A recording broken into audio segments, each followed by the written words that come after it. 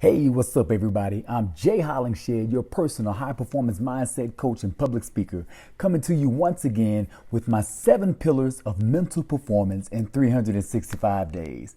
Thank you so much for tuning in. I truly appreciate it. Today is consecutive episode number 346 of 365.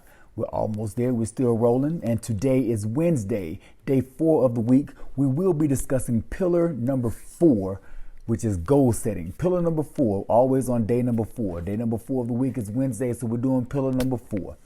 So before we start all that, we're going to do our roll call.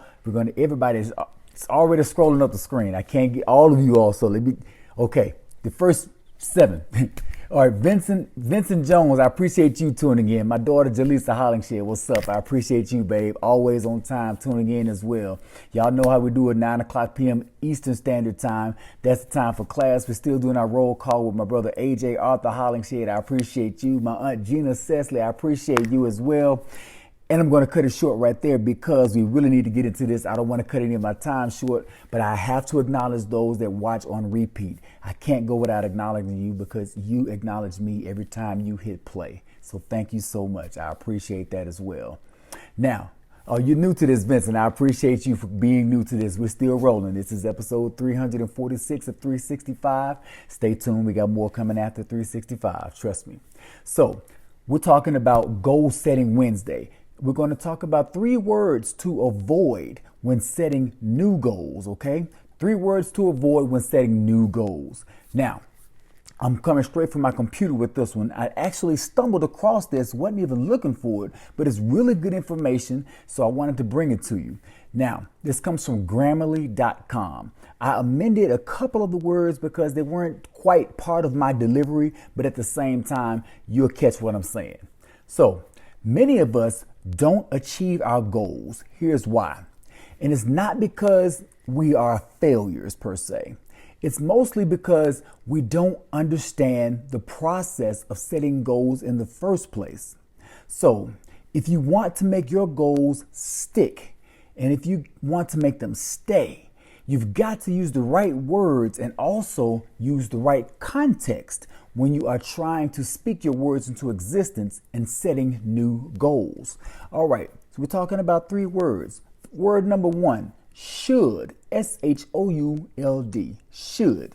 Now, real quick, I want you to name a time when you felt super motivated to take action after saying, I really should do blank. I really should do this. I should do X, Y, Z. Now, many of us have said that before. In fact, all of us have said that. So how many of us have felt motivated to take action after saying that? Not a lot. Because the word should tends to make us feel guilty. Not just that, but it holds us back from springing into action. So it brings to mind a lot of commitments of our past that we haven't met or obligations that we have yet to fulfill. Things that we should do. We should do. Everything that we should do are always promises that we've promised ourselves and we kept in the past. We haven't made them yet. So instead of saying should, say I will. Okay? And here's an example.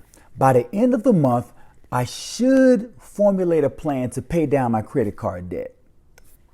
Better way of saying that, by the end of the month, I will formulate a plan to pay down my credit card debt. So, word number 1, should. Word number 2 of 3, soon, S-O-O-N, soon. Check this out. Remember what SMART goals say about goal setting guidelines and how to make them time bound, okay? Now, unless you set yourself a deadline, the odds are that your struggle will be too great for you to even reach your goals. So, name a goal that you have actually reached by saying the word soon. I will do this soon, or soon this will happen, soon this or soon that. You actually still putting it out there. It's so vague. It's so non-specific. So we have to be specific with it according to the words, the guidelines of our SMART goals. Here's an example. I will send out 10 resumes and or letters of interest soon. Insert so I can find me a new job. A better way of saying that is I will send out 10 resumes or letters of interest by Friday because I'm in search of a new job.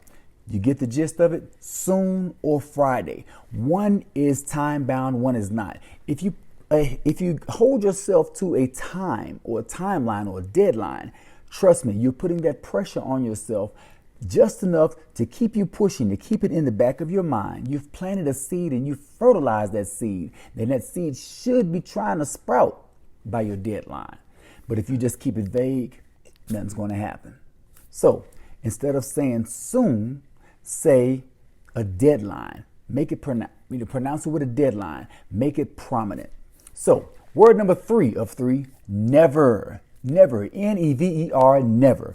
Now, the word never puts a lot of pressure on a person. When you promise yourself you will never do something, you set yourself up for disappointment should you not reach your goal. So never is really an unforgiving word, okay? Because it's so absolute. Now, instead of saying never, consider specific actions that you can take to prevent you from doing the thing you want to avoid. Here's some research for you. Research has proven that negative words dominate our society, and human negativity bias means that negative words grab our attention before positive words grab our attention. We're subject to listen closer to the words of never than somebody saying always. So we hear negativity so much that we gravitate toward that before the positive.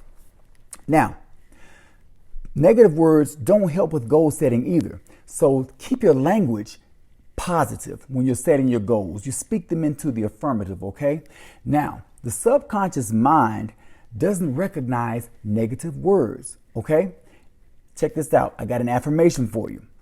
In this affirmation, I do not hit the snooze button every morning. That subconsciously translates to I do hit the snooze button every morning. Instead of saying I do not hit the snooze button, subconsciously it translates to I do hit the snooze button every morning. So if that's your affirmation, you keep saying it over and over and over and over. What are you saying? I do hit the snooze button. I do hit the snooze button. I do hit the snooze button. So remove the negative words from your affirmations to make yourself adhere to a positive progression. You got to move forward, but you can't do that with negative words in your affirmation or in your goal setting. So the same thing. Instead of saying I do not hit the snooze button every morning, state that in the positive and say or affirm your desire with specifics. I eagerly wake up at 5 a.m. Nothing negative about that. You're stating exactly what you want to do, and you're stating it with specifics. So you have to state specifics with that, okay? Remove the negativity from the words. Those 3 words are should, soon, and never, and all the other negative words like don't, will not, cannot, all of that. Remove that from your goal setting, and you will have a much better chance of reaching your goals. I'm Jay Hollingshead, your personal high-performance mindset coach and public speaker, wishing you be well, stay blessed, and as always, through love, be a blessing. God bless.